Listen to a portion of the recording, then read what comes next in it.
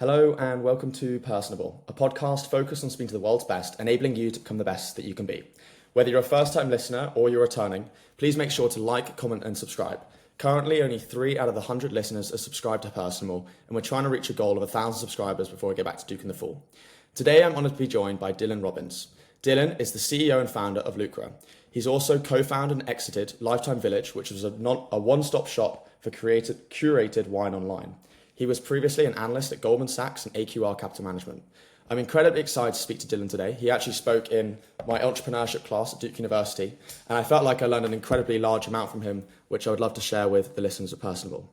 So thank you very much, Dylan. I wanted to get started by asking you how your experiences at Duke and Stanford led you to building Lifetime Vintage.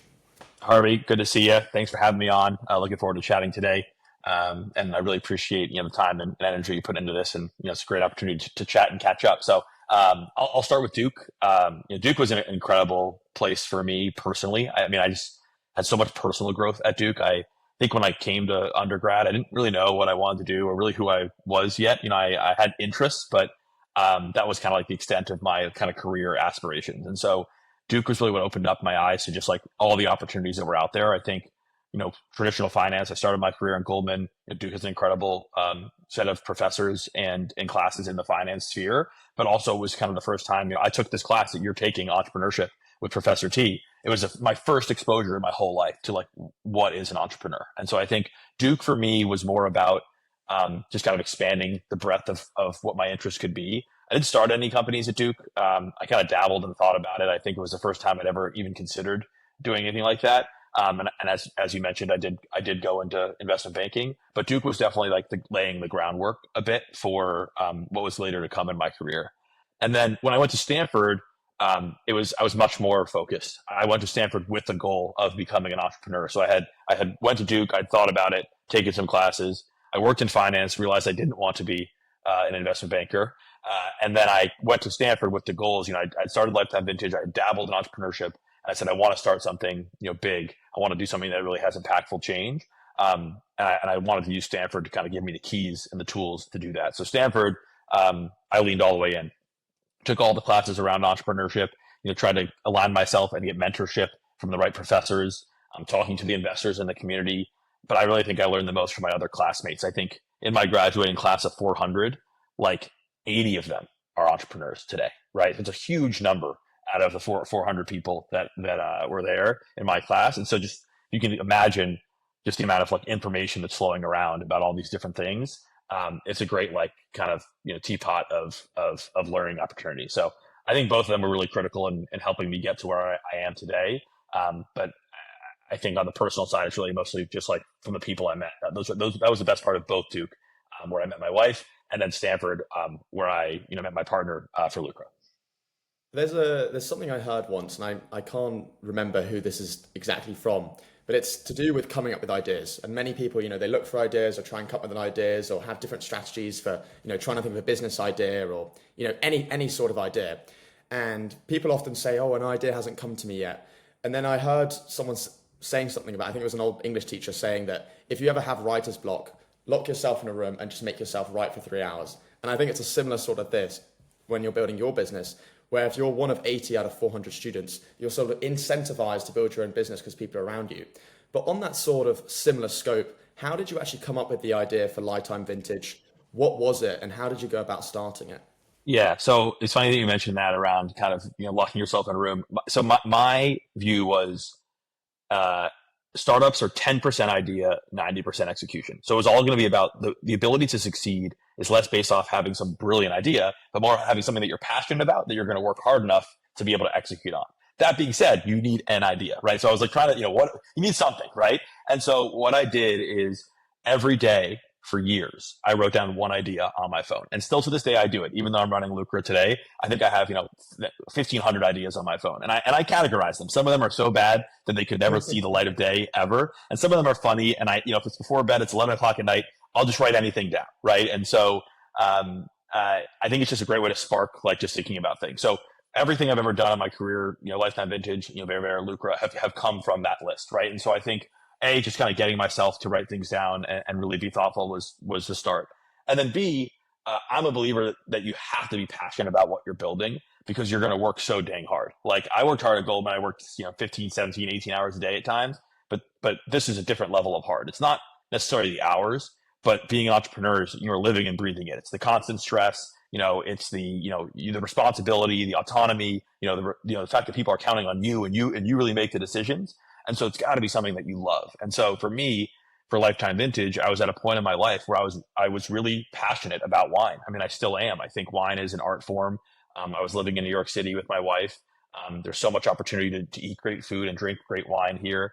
And I noticed that wine had this really pretentious and snobby kind of ethos around it. People in my generation were like wine, it's old and farty, it's expensive, like it's, bougie. I'm like, no, wine's delicious. And there's great $20 bottles out there that you can drink that's cheaper than having a cocktail at a New York City bar. And so we started, LV with the goals of trying to really make wine more approachable. And that came out of our own personal, passion for the subject matter. A quite commonly asked question, and I think it was a question asked within the class that I was in, but what is it like working with your wife? How do you balance work with pleasure? Yeah, it's a really good question. I think, there's a lot of ways to talk about that. I think first and foremost, my wife's my best friend. And so in many ways that open transparency and candor really helped our business. Like there was no BS, it was like, there was no beating around the bush or like pleasantries, like, it's my wife, right? So if I had a bad idea, she'd be like, Dylan, that's a horrible idea, right? And so that actually helps cut through a lot of the trash and bad ideas. And I found that to be a big part of why we had so much success in the early days.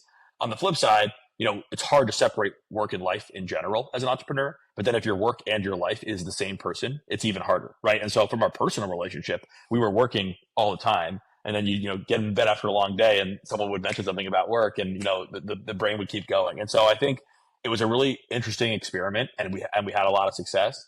I think now that it's been a couple of years since not working together, we've enjoyed not working together as well, right? I think it's healthier for our relationship. But we had a lot of fun doing it. And I think in general, I'm a big believer of working with people that In every company I've started, and I think in every company that I will start, I will align myself with people that I know and trust because trust is everything. My partner, Mike Madding at Lucra today, is one of my closest friends in the world. I think it's important to have somebody that you can trust, and trust can take years to build. So if you meet somebody random and new, they may have a great skill set, but you may not have that trust. And I think that's really important. Yeah, that's an interesting and sort of different perspective of what I've commonly been told, because I've often been told, don't work with family, the mix between business and pleasure can be bad and it sort of spills over and have, tertiary consequences. I kind of want to shift over to something slightly different though, in that you obviously went to Duke, you went to Stanford, you went to Goldman Sachs and sort of had this star-studded resume. Something I sort of noticed going through my own recruitment process is I've similarly thought I had an incredible resume with lots of extracurriculars, amazing grades, gone to top schools, and hope to continue on that route. But something I realized from a recruiting perspective as I looked at my peers and people older than me is that everyone at the top 1% or 5% or 10% has a similar star-studded, incredible resume. And on paper, there's little to differentiate them apart from networking, connections, etc. Even, a step further, people that are invested in by Sequoia, Y Combinator, etc., all the top VC funds, on paper, they got the best teams, they got the best product, and everyone expects them to succeed. Yet only 5 to 10% do succeed. So when you were building Lifetime Vintage, what do you think was the differentiating factor that enabled you to succeed? Yeah, I think it's a really good question and you make some really good points and I agree completely. And I think it's an important thing for people to realize when they're applying to, Stanford Business School or Goldman Sachs. It is a crapshoot, right? You have to understand that there's luck associated with that. And I think that's where I would go first is with Lifetime Vintage, we got really lucky. I mean, COVID was incredible for online wine buying. I mean, you went from online buying kind of just starting to then being like, oh my God, I don't want to leave my house and everyone was drinking more, right? And so online wine buying grew about 900% and the timing was good. And then we captured that. So to give ourselves some credit, we realized there was an opportunity. We jumped on it. We worked really hard. We put in that energy and dedication. We pivoted a few times like, most companies do. But I think, you need to be better than lucky than good sometimes. But pair that luck with hard work, and surrounding yourself with the right people. So I don't know. I think you kind of hit the nail on the head in that, in the top circles of business and art and music, everyone's incredibly talented. So it's the intangible stuff, right? Like it's crazy how much some of the connections from Stanford and Duke have paid off for me in business. Just people that I knew, that I was friendly with, not my best friends, but like made an intro to an intro that closed $1 million deal, right? Like those things are really valuable. And so just like surrounding yourself with good people and investing in relationships is probably the difference maker at that kind of top percentile of quality of people. Looking at a LinkedIn profile, you can tell what they did. Speaking to a person, you can tell why they did it. Could you take me to the feeling that you felt when you sold that company and what you thought you were going to do next in that moment after you'd handed over the reins of the company to the acquirer? Yeah, I think that I had realized for sure that I wanted to be an entrepreneur. I had felt the bug. Like I had tasted, mostly in my opinion, like just the autonomy. I loved being able to be able to make my own choices and like live or die by those choices. Like I liked the threat of failure. Like when I was working at Goldman, nothing I did personally had a dramatic effect on the outcome. I was executing. I was a good executor, but I never made any decisions that affected the transaction, right? Those were all made above my pay grade. Whereas at Lifetime Vintage and at Lucra today, every decision that I make is affecting the company in some way, shape, or form. So I fell in love with that. And so I think at that point I said, okay, I want to do something else in the entrepreneurial sphere. But Lifetime Vintage is a very different company. We never raised venture dollars. It was a bootstrap business my wife and I started. It was profitable very early on in its life cycle. And I had never really experienced the like venture capital ecosystem. So I kind of wanted to take a stab at that and learn about building a venture-backed business, and building, a larger team. The Lifetime Vintage team at its peak was 5 people, right? And Lucra today we're over 25 and growing. And so I think, I wanted to kind of extend my knowledge of running a business and growing a team. I find, going to the gym and fitness and getting stronger quite a good like parallel towards building a business, getting into a university, doing well at something. Because with my own fitness journey, when I work really hard and I get fitter and just by getting the reps in and going to gym, I am more motivated, I'm stronger. But if I take a few days off or a week off and I'm playing, my sport's rugby and my competitors still training consistently, they'll not only outwork me, but they'll beat me on the field, which at the end of the day is the most important thing. Similarly, a lot of the advice that I've heard in business is just keep going, go no matter what. But when you're at the sort of upper echelons, everyone is still just going and getting the reps in and doing stuff. How do you, aside from just simply pure fear of failure, because I feel like that only gets you so far, how do you keep yourself motivated, when you are building this business, and we'll move on to Lucra in a second, in terms of not only going and doing the bare minimum to keep going, but to compete at the top and to win at the top? Yeah, it's a great question. I mean, I think also you do need to give yourself breaks. Like in between Lifetime Ventures and Lucra, I took 8 months off, right? So it was like 8 months. Like it felt like 300 years, right? It was so long, but it was by the time I started Lucra, I was like, I had reset, right? And so I think you're going so hard and so fast for so long. Like I do think it's important to take those like mental breaks. But I think, the easy answer is hard work. But I think the real answer is that you have to find other people that believe in it as much as you do and delegate and rely on those people. Right. And so like at Lifetime Vintage, there was 5 people working really hard, including my wife and my partner, Daniel. And, when you were having a tough day or, maybe you were feeling under the weather, like you needed to have that person to like pick up the slack for you. Right. And so it's never like a one person show. You got to surround yourself with other people that are passionate. One A player is worth 10 C players at a startup because that person is really going to be motivated and dedicated to help you kind of get over the line. So again, I think it comes back to kind of surrounding yourself with the right people. But at the end of the day, man, you hit the nail on the head. That fear of failure is hard. Like, especially now today, we employ 25 people and their families and people I care about. These are my friends. I've been working with them for 2.5, 3, 4 years, some of them. And that's motivating, right? It's like, you're tired or it's like a Sunday night, you don't want to do that extra like couple things, but it's like, these are people that are relying on you. It's very different than like, building a model, at the bank and, the world was not going to end if that model wasn't done until the next day. Right. And so I think it's just more personal, and you build these relationships and, I think that's a bit different in the entrepreneurship world. I want to ask one last question on this sort of entrepreneurship as a general point before moving on. Andrew Tate was obviously a pretty popular figure in the past few years, and we don't have to talk about Andrew Tate specifically, but the reasoning behind that large backing was the idea of escaping the matrix, getting out of the 9 to 5, and this went from Andrew Tate singularly, as a singularity, to sort of a widespread movement. And now you've got a more positive influence by the name of Simon Squibb, who sort of goes up to strangers in the street, pays them to quit their job to start their own business.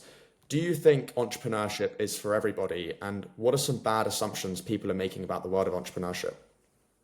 Awesome question. I absolutely don't think it's for everybody. I mean, I think that we often have people who come to Lucra and they're like, as a way to test if they want to be entrepreneurs, right? They're like, we're still an entrepreneurial company. We're still young. And so anybody who's joining today is really having that entrepreneurial spirit. And I think there's a couple things that you absolutely need to have. One is you cannot like structure. If you need structure, entrepreneurship is not for you. And then that's a really big thing for like one out of every two people that I've met. Like knowing what to do when you wake up in the morning is never the thing at a startup. You have to figure that out as you go. So I think kind of structure is like, if I could pick one thing that you need to get rid of to be an entrepreneur, is structure. Number two is like flexibility and adaptability in terms of being able to be like context switching, right? Like I think if I look at my schedule for tomorrow, I'm probably going to do 5 or 6 or 7 different things, and being able to kind of context switch and move back and forth is very different than having a more traditional job that has one core responsibility. So I think adaptability, lack of structure, and then I think also autonomy and proactivity. I mean, we're a remote company, startup with very, very lean management. So if you don't decide you want to do something, there is no one there to force you to do it.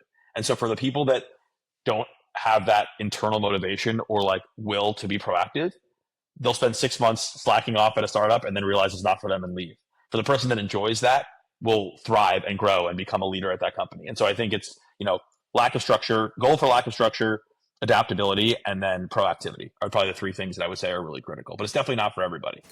So we've spoken a lot about the world of entrepreneurship, your prior businesses, and what led you to this point. The company that you're working on now, and I'm sure is what you would now define as your baby, is Lucra. Could you describe for people, what it started off as with the initial idea to what it's become now? Absolutely, yeah. So, I mean, I think Lucra is a great example of you don't really know where you're going to get to until you get there.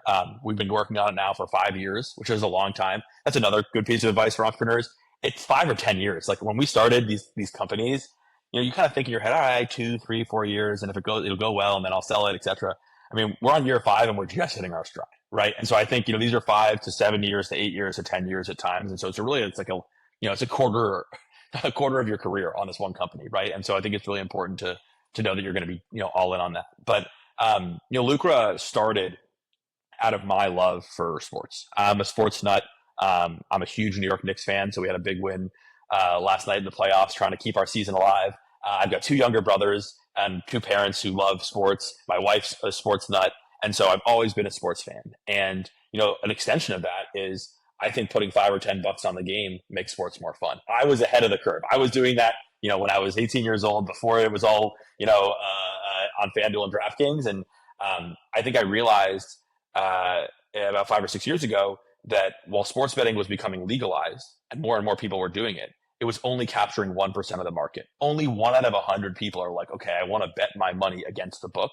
But maybe 90 out of 100 people are like, hey, $5, who's going to win this game? Me and you on Venmo, right? And like there's this whole other market out there. And so Lucra started as a peer-to-peer kind of sports wagering platform. Dylan and Harvey, $5 on this, $10 on that. The average bet was, $8, right? I think it was a really exciting time to enter that market, really saturated market. I think a lot of people also had an idea about entering into that space. We had hundreds of thousands of players. It was a real business that we had built. And I think that we had, kind of scratched the surface of what we could do.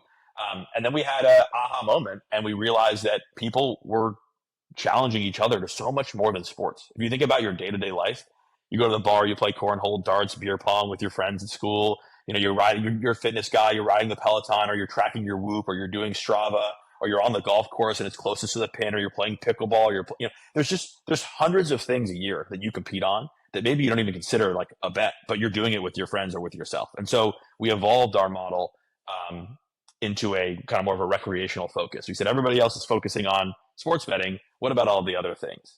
And saw even more success, and kind of spent a year or 2 working on that. And then recently, about 18 months ago, is when we kind of found our true kind of version of success, which is we realized, well, why are we trying to convince Harvey to download Lucra and go through all the process, learn a new brand, and have that kind of customer friction? Where is Harvey already competing? Let's sell the tech to them. And so we started selling the technology B2B.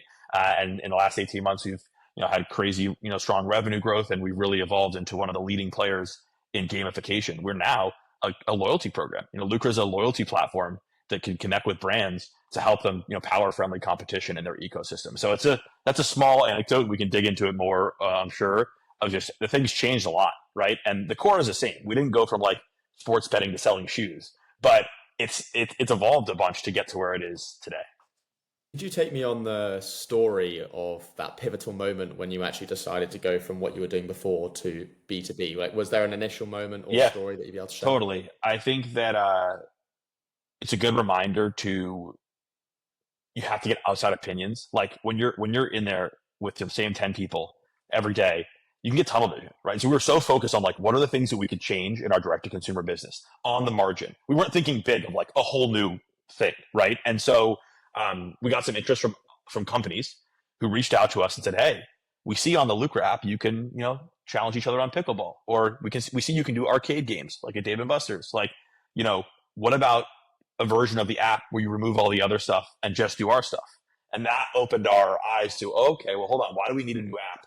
Why can't we sell the tech to you? And we kind of like took that feedback to heart. And I think to give ourselves some credit, one of our biggest strengths there was not being stubborn. Like we had spent 3.5 years and $10 million plus building this business. And within a month, we dumped it for the B2B business. So it was a very quick transition. We realized that there was more revenue there. We realized that we had a market advantage timing wise. And rather than like kind of think about it for a while, we just said, this is the opportunity. And we grew the company. We grew 1,000% year over year the last 2 years because we just went fast, right? And I think speed is really important in early stage venture. One of the few things you have over the incumbents is you can move faster because you have less red tape, and so you have to take advantage of that speed with caution, but you have to do it. You mentioned $10 million. I wondered if you could, you've described the motivations behind it and the aha moment. I'd love if you could take me on the journey of, how you actually built it and how others can actually go about building their own companies. You talked about before about how your prior company, you didn't have any VC investment. How did you do it from a technical standpoint? Do you need VC? Yes or no? How do you get that sort of money? How do you think about, time investment, monetary investment, more from a top-down level than going through the specifics? It's just, how do you actually go from, you have this idea, you have this pivot, to actually putting this into practice? So I think you first have to figure out how much capital your business needs. Every business is different. So we can compare my two, right? So Lifetime Vintage was a online e-commerce platform. We built the website on Squarespace. My wife designed it herself with no technical experience. I think it cost us like, $20,000 to put that together, right? So if it costs $20,000, you probably don't want to go call VCs on Silicon Valley and say, I need your $20,000. Like, keep that equity and, make the investment, or, family and friends, et cetera, right? So I think on Lucra, on the other side, we were building really complex technology, third-party data integrations, a lot of legal and compliance. It probably took us close to $5 million to build our first version of the app. And so that obviously is more of a venture style business. So I think first, figuring out what type of company you have, and then two, figuring out what your next goals are. And so, what's the milestone? Is it X amount of revenue? Is it, this many customers? Is it new geographies? And then figure out how much money it's going to take you to get to that goal, and align yourself with investors who are going to be excited about that goal, right? I think one of the biggest issues in startups is misalignment between investors and founders. And it happens all the time, right? And I think making it really clear what your goals are in that next milestone or two, and connecting with investors or partners that also agree with that goal is really important. And so, and it's something that you don't think about at the beginning, right? And it's an easy mistake to make along the way. I was chatting to my best friend from the UK the other day, and we both got a keen interest in investing. I've been looking at it more from a recruitment standpoint, and he's had some money from savings and birthdays, etc., that he's now looking to invest.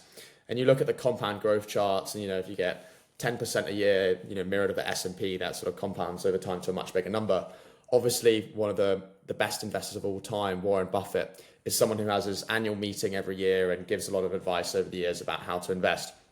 And he sent me this video from Warren Buffett, and he was saying, if you just go get a stamp card, and maybe you have 10 places on that or 20 places on that, and you only make 10 or 20 decisions throughout your entire investing lifetime, you will probably be much more successful on that than constantly changing over time. And I want to ask you the same question with your own business. Is now you've got to a point where what you have is working. Do you ever feel like you need to change, that you constantly need to grow and adapt? Or do you ever just tell yourself, hey, what we've got here is working. Let's just stick with our guns. Let's stick with what we got. And let's just, let the results come in. Yeah, it's such a good question because it's like the conversations we're having right now at our company for the first time. Because this is the first time that I feel like it's really working. I think over the years we had like indicators of success, but we were still wiggling and waggling a bit to like find that true success. And now, we're feeling like this is really the right business model for us. And so we actually have decided, I think, at least for the next, call it 6 to 12 months, to really focus on execution, optimizing what we're doing now. Like there's things on the margins that we can be doing better. We could be moving faster. We could be easier for our partners to implement. We could be providing a value in other ways. But I don't think you'll see Lucra in the next 12 months like completely shift its model because of that. And I think you're right. I think when you start to see success, you start to get more resources. And when you start to get more resources, there's a temptation to do more things. And sometimes the answer is just do the thing you're doing better, right? The flip side of that is if you don't innovate at all, someone comes and eats your lunch, right? Like I think that's the other side of the coin. And so I think it's a little bit different in startup world than in kind of Buffett world, in the sense that like long-term patience, I think there is key in like kind of when I'm investing my personal assets. I think, I very rarely trade in and out. Long-term patience is really important, but in the startup world, at some point, someone else is going to come and undercut your prices in half.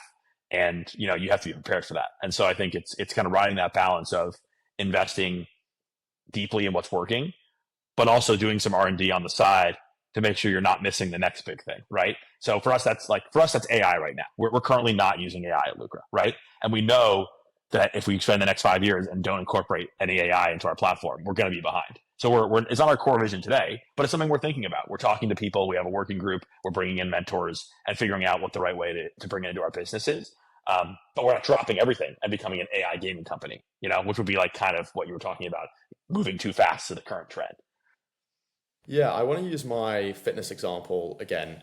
And if I look at my own physique, or if I, look at someone like Dwayne "The Rock" Johnson, that's not a comparison there. It's a separate thing. But if you look at someone where Dwayne "The Rock" Johnson is today, how strong he is, his ability to lift weights, etc., etc., etc., down that list, is not of what he's done today. It's, the past 2 years of hard work that's built him up to that point. And if he changed his behavior today, he wouldn't look that same way today, tomorrow. On that sort of point, as we've just talked about with your business, and it's funny enough, I didn't actually talk to you prior to this call, so I didn't actually know about what the current decisions you're having in that. So it's funny that my question revolved around what you're actually dealing with today. But if you've already found that success and you're in good shape and you're looking for your next steps, whether to try new things, work on what you're doing, leave it and go forward, how do you balance the constant hyper optimization that you would have faced to get into a place like Duke, get into a place like Stanford, get into a place like Goldman, build the business you had before, and now build the business you're doing today? Like, do you keep hyper optimizing, keep growing, keep pushing? How do you balance that with your professional and personal life, and also your ability to take breaks? I think I'm at the point now where my priorities have changed a bit. Like I'm 32, almost 33. I'm married. My wife's pregnant. We're having a kid. Like there's other things, right? Thank you. Yeah. Super exciting. So like, I don't know. I think I'm a big believer in life is short, and and work makes me happy. Let's be clear. I would not work as hard as I did at Lucra if it didn't make me happy. And so there's a lot of people who work harder than I am that they come home and they complain about work. I come home and I like talk to my friends about work. I love work, right? And like I think it's really fun. And so I think I will go as long as that is the case, right? And I think startups only die, in my opinion, for 3 reasons. If you can find a 4th reason, let me know. Number 1 is there's some sort of legal issue. Legal issues kill companies. They're very rare, but they do happen. Number 2 is you run out of money. And number 3 is the founder's not passionate about it anymore, right? And so if you luckily I'll go on the legal side here, which is great. Number 2 is, we have great investors. We're well capitalized. But number 3 is I'm super passionate about what we're doing. And so that's why I think I'm continuing to hyper optimize and continuing to grow. But after Lucra, maybe it'll be some time before I start my next company, depending on how I feel at that moment in my life. I also do want to go on a small tangent on something you said, because it sparked a thought that somebody mentioned to me around, second time founders versus first time founders. I learned so much at Lifetime Vintage that has been helping me today. And I think there's a lot of investors out there that particularly like to invest in second time founders, whether they were successful or not, just because they've seen the ups and downs of a company. So I urge people who are listening to this podcast who are kind of debating trying an entrepreneurship to just try it. Because even if you try it and fail it and you do it for 6 months and it doesn't work out, you're now a second time founder and you're now in another class, right? And so I think it's really important to give it a shot. And I don't think very rare that you see people start a $1 billion company on their first try. Like if you look at the unicorns out there, it's a lot of second time founders or third time founders or fourth time founders. I mean, I'm sure ChatGPT can tell us that number. I'm sure it's high. Like I would venture to say it's 30 or 40% of them are not first time. Yeah, it'll probably tell us the number and then tell us how amazing we are and genius for coming up with the idea.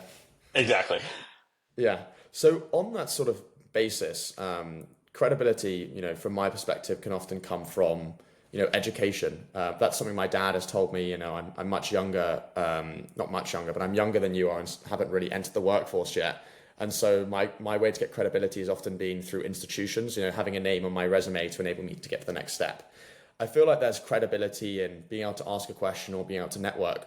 But I feel like when there's money involved, when business involved, there's much higher stakes. And it goes beyond a point of just being able to talk to someone or just being able to have a coffee with them. There is actually a real impact on the situation of getting involved with a business partner. On that basis, how do you build credibility in a space that blends tech, sports, and money? Yeah, well, I first want to just say you're very thoughtful the way you're talking about credibility. And I think you hinted, I think the most important way to build credibility is to be empathetic and really invest in that relationship or person. I think there's so much intangibility to credibility. There's that saying that you can tell if you're going to like somebody within 5 seconds of meeting them. And I think credibility is also like that. Like in the 20 or 30 minute coffee networking chat, don't just pepper and ask the questions that are like the safe, right questions. Like you build credibility by being your authentic self and like being personable, being outgoing or being reserved if that's who you are and leaning into that. Right. So I think just being authentic and empathetic and it helps build credibility. I think in our space, I think every entrepreneur at some point has some imposter syndrome. Like generally you're younger than, I started Lucra when I was 26. Or Lifetime Ventures when I was 25, Lucra when I was 27. I felt young. And once you start doing it, you kind of realize that no one has any more idea what they're doing than you do, right? Like there's not like some playbook to starting a sports tech wagering business, right? And so I'm kind of like, well, hold on, maybe the tables have turned. Maybe I'm actually the most informed because I'm the consumer of this company, right? I'm the one living and breathing this type of stuff. Nobody in a suit and tie at some bank knows this better than I do. Right. And then you realize you get into every meeting. Now I know I'm the most informed person on Lucra in the world. So I walk into every meeting with incredible confidence about our business matter. No one I'm talking to, I don't care if it's Mark Cuban or whoever it is, knows more about Lucra than I do. Right. And so it gives you a lot of self-confidence around, the fact that you've lived and breathed it, you've invested that time and energy into it. And I think that's how you build credibility is confidence. And the only way to get the confidence is to invest the time and energy to get that confidence. I didn't wake up on day one feeling like an expert in this space, but by year 2 or 3, I really did, And so I think it takes time. Like that does take time. You can't have that overnight. How do you define success for Lucra from when you first started to now? Yeah, I think success has always been the same. We wanted to do 3 things in this order. First and foremost, I wanted to create a great place to work. I have been public about the fact that banking was never for me. I didn't love the culture of like the finance world. And I wanted to build a really, really fun place to work. I wanted everyone to come to Lucra, have a great day, tell their friends and family, God, my company's awesome. I love my boss. That's what I wanted to build. So number 1 was like trying to build a culture that people worked hard, but really enjoyed being there. And we've done that for 5 years now. So I've already, in my opinion, we've already succeeded. Number 2 is we wanted to do something that was impactful in the world. Now, I don't say impactful like curing cancer. There are so many people out there doing so much more impactful things than I am. And I hope to, in my next company, kind of even further drive impact, but do something that did drive value to people at the end of the day. Like we think that we're amplifying the power of competition around the globe, right? We think that people are having more fun and having better days and because of what we've built. And so I think we wanted to build something that, really drove value to our partners and then to consumers. And then number 3, which is we're starting to get to at this next phase of our journey, is we wanted to return to our investors, right? Like these are people who have invested real money in me. We've raised over $20 million now. and we want to return that investment, multiple times over. I want people to be like, I backed Dylan, I backed Lucra. It was a great investment. And that's the best thing I can do for my career, for my next business. Right. And so I'm motivated to, not only for my people that work with me, but also for our investors who backed us. So I think it's, culture, building a great place to work, doing something that drives value in the world, and then trying to make a return on that investment for our partners. One of my first 10 episodes of Personable was with a guy called Nick Wheeler. He's also an entrepreneur, and he founded a company called Charles Tyrwhitt, which is a shirt company. It's probably worth between $500 million, $1 billion, maybe even more than $1 billion. Well, £1 billion.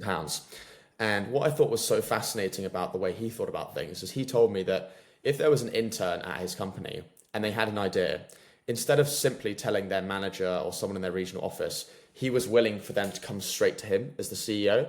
Because if he said, if someone genuinely has an idea about how they think the business can be changed, he wants to hear it first, because that's the expansion for Charles Tyrwhitt.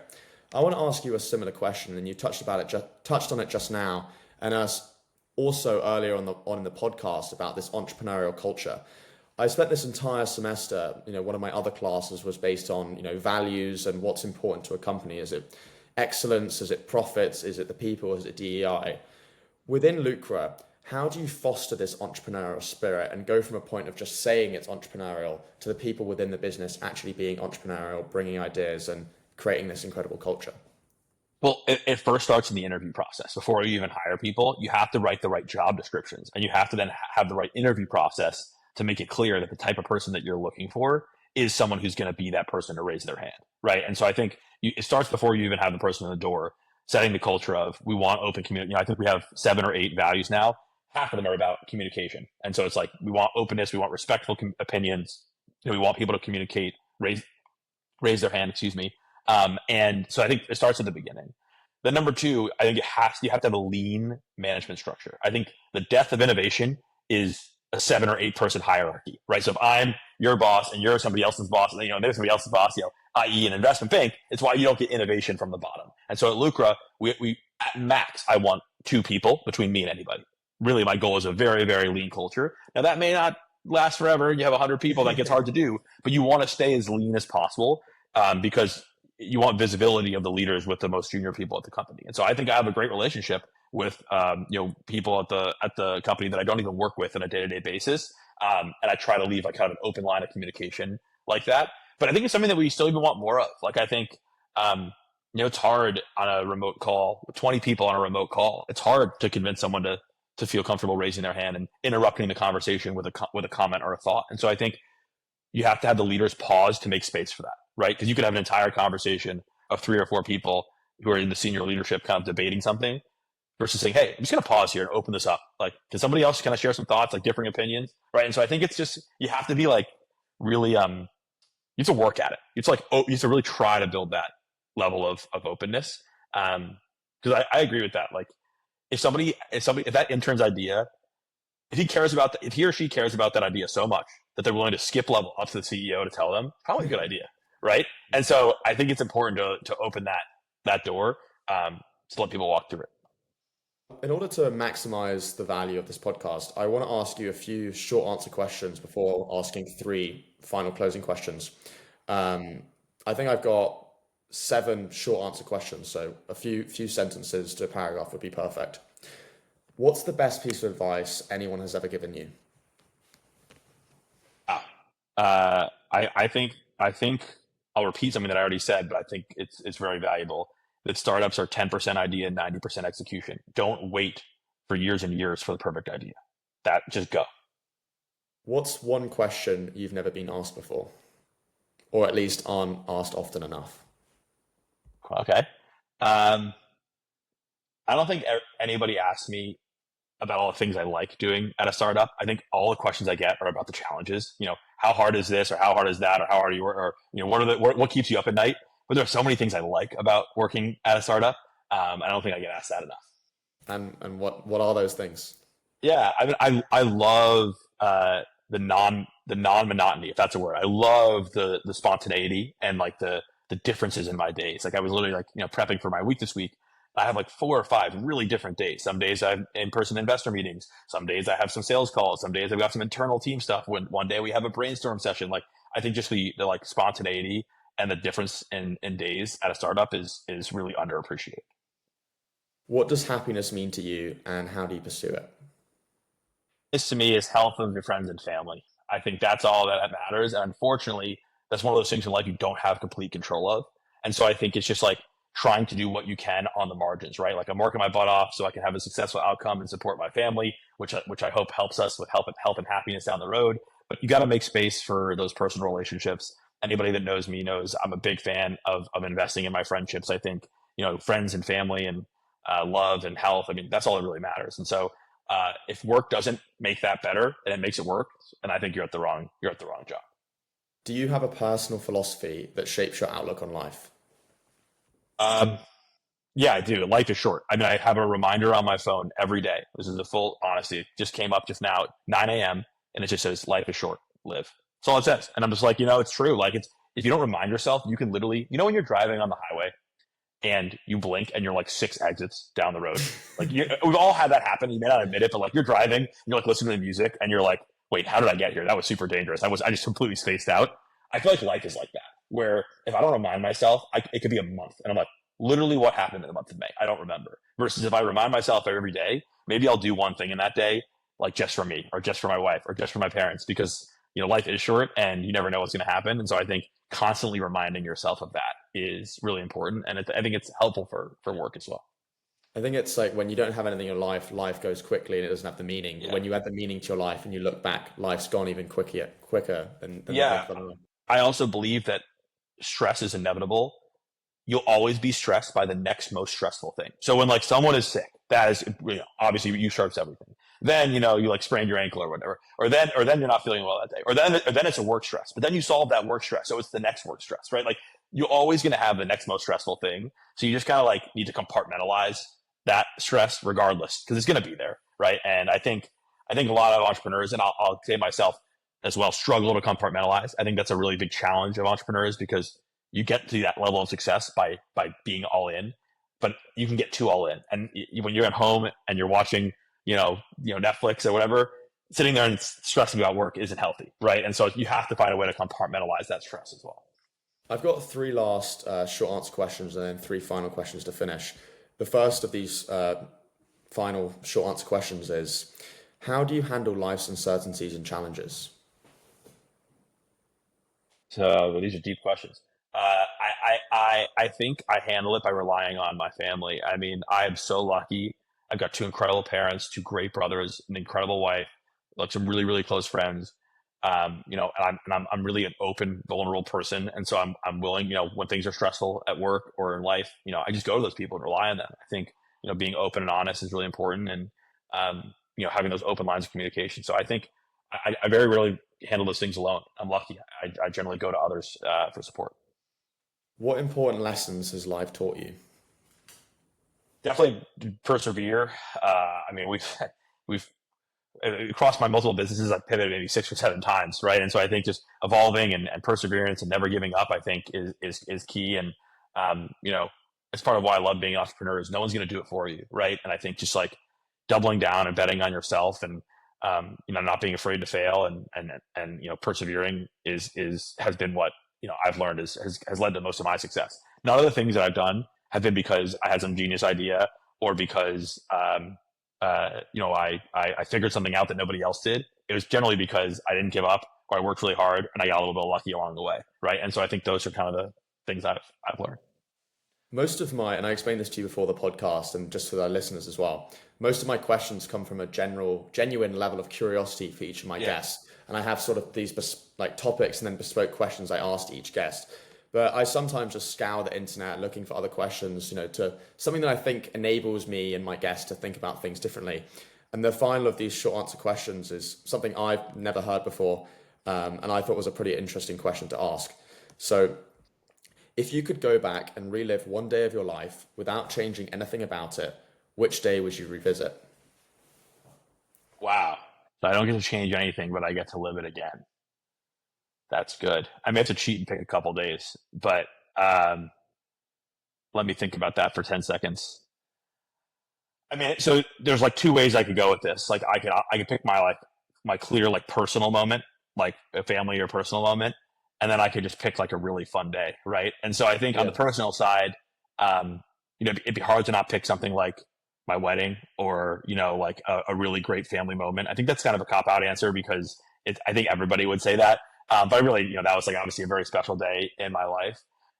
But for me, I think it's the little things. Like some of the best days I've ever had are like, 5 hours at the darts bar with some of my closest friends, like people fly in from out of town. You get the right group of people together, or, a great double date with my wife and two friends from overseas who like we never get to see.